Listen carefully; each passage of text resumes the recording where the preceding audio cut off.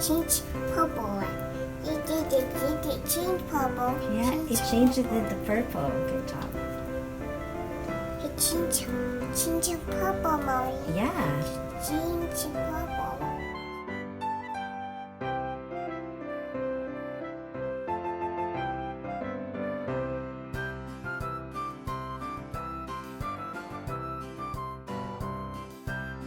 Gabby, what are you going to cook for today? Puto? Bumbong. Good job. Okay. So let's start. You put this one. What is this? Glutinous, rice, flour. Okay, 2 cups of it. Put all the fruits.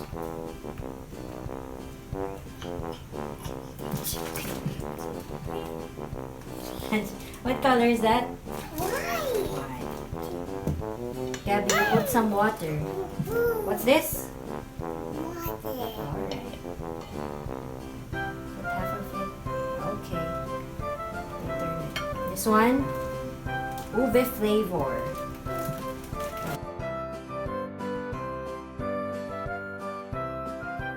Mix it.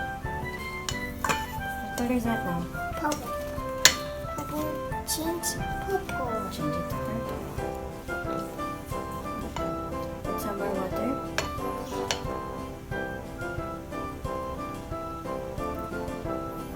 Change purple.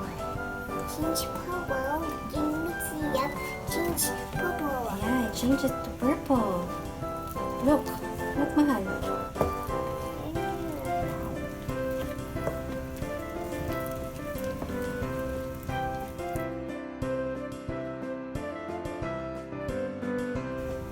Change purple.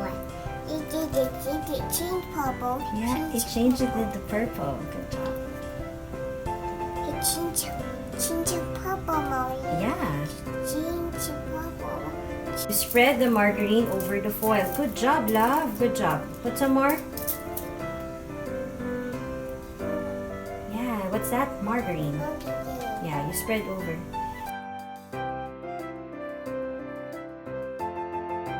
That's it. Yellow. That's yellow. Good Yellow. job. Mixture. Then you form it.